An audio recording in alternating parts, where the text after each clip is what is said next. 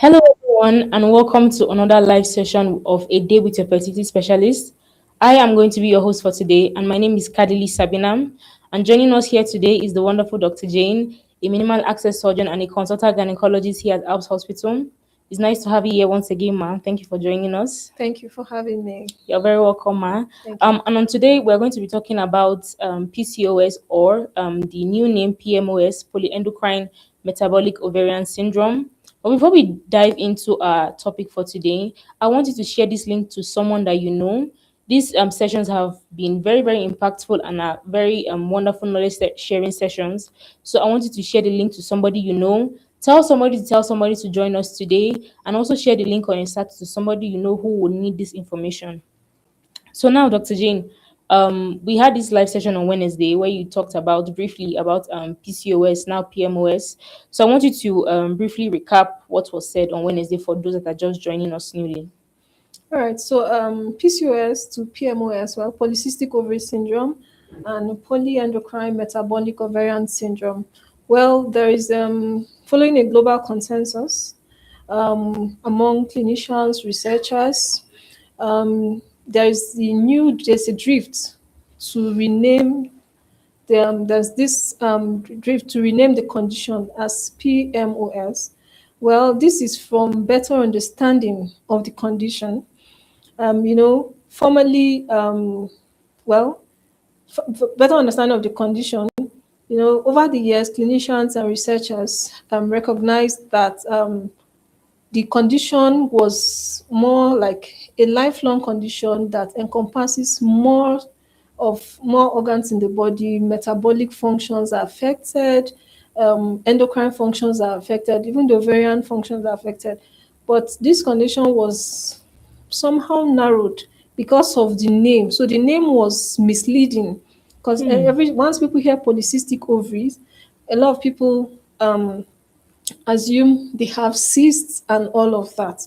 But what we know is that most people with PCOS don't really have cysts. What they are tiny follicles, fluid-filled sacs that either in growing follicles or arrested follicles at some point. So with this misnomer, a lot of times there's mistreatment, underdiagnosis, fragmented care. But with this new name, it encompasses all the conditions: the heart, the skin, the hormones, and ovaries. So now the care is better, people understand more. So the clinicians, you don't have to dismiss a woman's experiences because you assume she doesn't have PCOS. Now you can pick her the points where her concerns are more with the tags that come on the skin and all of that. So the dermatologist will manage. So multidisciplinary care now. And so patients tend to get more, of course, better satisfaction. So that's the essence of the new name change. So basically, this new name change now is covering a broader aspect of female productive health, not just the fertility side of it. It's Yeah. now covering the metabolic part, the endocrine part. So I want you to briefly tell us, like, break it down little by little for the viewers and for most of us that really don't understand the whole medical jargon surrounding polyendocrine metabolic syndrome. Okay, so as we said, PMOS, polyendocrine. So when we say polyendocrine, means endocrine means hormone producing structure, the hormones generally. So now you see in PCOS, what we know, there's high levels of male hormones, excess of luteinizing hormones. All these are things that can affect your reproductive function. Now, the other hormones that are also affected in the body aside these regular ones. So the androgens and all. So we don't want to limit our condition to just the um, polycystic ovaries as it were. Then, and even insulin resistance that is commonly featured, you see, that is kept behind, even though we give some other medications to help improve that. But people don't see that because those insulin resistance that eventually lead to the diabetes that a lot of these women are predisposed to. So for the metabolic, of course, a lot of metabolic functions, there's a place where the heart is affected, the liver and all, even the diabetes we mentioned. Now, The ovaries too, ovarian syndrome, not taking it out completely because it's still a component of the condition, so it's still there in the name. And of course, even the metabolic functions, the skin tags and all, commonly you see in insulin resistance. So the name encompasses most of the experiences or conditions women with this syndrome would have. So it gives better care and quick earlier diagnosis. Okay, so I know we are mostly fond of diagnosing ourselves from ChatGPT and other Instagram doctors, but I want you to tell us, from a medically informed point of view, what symptoms women should look out for when it comes to PMOS now. Well, the big common symptoms, a lot of times people don't get to see some of these conditions except when they are trying to get pregnant, fertility becomes an Okay, issue. When they are beginning to seek care, then you now see some of these things featuring these conditions featuring in their evaluation, your discussion. So commonly you would have women with irregular periods or very long, and so any woman that sees period less than 8 times in a year. Yeah, so you see, if you have a long menstrual cycle length, more than 35, automatically you are not seeing period every month. Automatically, that gives you less than 8 periods in a year. Now, women that have that, or women that have features that shows that they have a lot of high levels of androgen. Androgens are male hormones, and they can feature like women having hair on their okay, chin, excess body hair, chin on their chest, and all of that. Sometimes you see women have male pattern balding, that they are mm, bald. Then acne too, they are not responsive to medications, very bad acne. They can be one of the presentation. Of course, these women can also present with infertility, fertility challenges, and all. Then for those that probably have walked through this stage, never sought care, sometimes they can come down with the complications of this condition. Like they can have their heart conditions. Sometimes they are in the long term they are predisposed to uterine cancers. They can have this because there's what they call obstructive sleep apnea, like very bad snoring that can be injurious to the heart. So all of these things, you can have any of them while evaluation, but most of it, why it looks like a gynecological condition is that most of the time the women are seen at the point of fertility workup. team.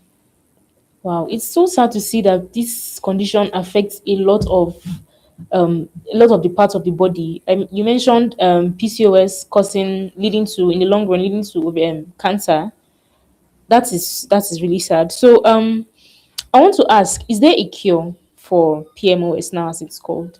Is there a cure? Well, there is no, you wouldn't say there's a cure because from the way you acquire this condition, most of this genetic, of course, Okay, transferred within families. And of course, you can just have someone have it for the first time, though. But when you say cure, we don't have cure, but for every condition you have, it can be managed. okay, And of course, the care for the individual is individualized. So someone comes, her concern is menstrual irregularity. So you give her medications or manage it to a point where she has regular periods. For someone that comes with issues with conception, fertility, you manage to that point. Some are just concerned because of the excess body hair they have. So you manage that condition, which you call hirsutism. Then, so acne, what they call pimples, if you have that, you manage. So you manage the condition per symptoms the child, the individual presents with. That's what symptoms bothers you the most. So you manage that. Then of course manage holistically with other complications in mind. okay. Okay, can weight loss be a form of management for PMOS? Yes, weight loss is very significant in the management of PMOS. Well, um, the average woman with PMOS might be overweight or obese. So, and with this weight, you can have hormonal imbalances that can Okay. affect your cycles, your hormone functions, and all of that. So, as little as 5% drop of your weight can improve the status of your hormones, and also lead to regular periods. Of course, regular periods sometimes can be a marker of ovulation too. Wow. So does it mean slimmer women can't have PMOS? Yeah, so that is where, yes, even though weight loss is an important thing or something very important in the management of PMOS, yeah, we can also have average size or average weight women, or as I said, slim women with PCOS, yes, Okay. or Okay. PMOS. Thank you very much, Dr. Jane. So, if we have any questions, we can drop them down in the comment box below and we'll be swift to respond to all your questions. So, now let's talk about PMOS and fertility. What treatment or what angle do you come in from as a fertility doctor when you're treating women with this condition? What do you tell them? And let's talk about women that have to deal with that already have this insulin resistance or already overweight. What are the first steps in their treatment before we begin the main IVF or IUI processes? Well, so for women with fertility challenges, they need to be fully evaluated. Now, you need to come to a point where you have excluded every other cause of infertility. Then you label it on PMOS or PCOS. Then you offer care as appropriate. Now, Okay. for so full evaluation, it means you are taking your history, you are looking at their hormones, you are looking at other hormones that can affect fertility, you are looking at her partner to the sperm qualities and all of that. Looking at her Okay. tubes if they are patent or not. Having excluded all of this, mean that they are all normal. Now we know that PCOS causes anovulation. Anovulation, I mean, most women with PCOS will not release eggs, and for those that do, they don't do that in a regular pattern. So you Okay. cannot. That is why they cannot track their fertility window and all of that. So they need to understand. Once you understand you don't release eggs, and we have come to that point, then for them, sometimes you want to do what we call ovulation induction, and we have a lot of medications that can be used for this management. Okay. Now, you give those drugs for them to ovulate. Now, for the insulin resistance, yes, what it does, it stimulates the ovaries to produce more of the male hormones, and those hormones affect they arrest these follicles. You know, normally for women, these hormonal imbalances that we talk about is that in a regular cycle, a dominant follicle grows and eventually releases an egg. Okay. But in PCOS, this synchronicity of the follicles is lost. So most of them, you just activate a lot of follicles. What we see that gave the name the polycystic ovaries. A lot of follicles are activated, but most of them are arrested because even though we need a little bit of the male hormones for maturity of these eggs, but you have a high level and The this causes an hormones. arrest. So for them, and these male hormones, insulin triggers the ovaries to produce more of this. So with this what we do for them, there's also a drug that can control this insulin resistance, and that improves the chances of them ovulating, releasing eggs, and getting pregnant on their own. If that doesn't happen, we go to ovulation induction where we give medications. Aside medications, we also have some minimal access procedures where we call what we call the laparoscopic ovarian drill. Okay. What it does, it punctures holes on the ovaries, reducing size, reducing the male hormones. You know, when you have it, when you give those holes, it helps to reduce the male hormones.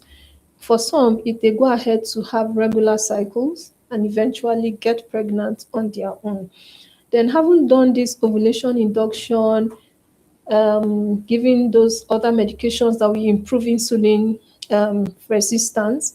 You can also try some fertility treatment for them. So these women, they can also benefit from what we call intrauterine insemination, or what we do is to, since we have established that she has a functional tube, we try to induce this ovulation and see if we can inject the sperm at the time is Okay. expected for her to ovulate with monitoring and helping the eggs by giving other injections or drugs to help the ovulation Ovulation process. process. So Yes. if you do that, some of them go ahead to get pregnant, which is also an option. So, and finally, we also have the IVF for them, where you can, in IVF, you also cause artificial, the fertilization happens outside. We monitor the eggs, get them, also inject the sperm to the eggs at specific days and time, and fertilization happens and they get pregnant. So these are options. And of course, for some reason, Also, surrogacy is also an option for them. Okay. Yes, if we've had it, we failed severally, and you want to try other options, why not? So long as it's in tune with the laws and customs of the states, you can go ahead and have that also. Very, very insightful, Dr. Jane. Thank you very much. So, I want to talk about this other last parts, PMOS and mental health. I know a lot of times I'll see on Instagram that men will be saying women act irrationally sometimes. And I know from these studies, PMOS has been seen, PCOS has been one of the reasons women have terrible mood swings. So, how do you manage these mood swings when you have PMOS? Well, PMOS generally it's said to affect also the mental health. While we're listing all of those, the skin and all Symptoms, of that, yes. yes, you see someone that the whole problems or the things that you can have when you have PMOS can on its own weigh anyone down and by extension affect your mental health in different ways.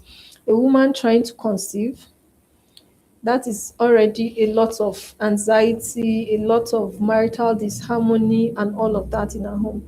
A young girl having irregular Periods, periods, yes. very bad acne, affecting her aesthetics, her appearance. Confidence So too. body image is already, she's obese, she's on the big side.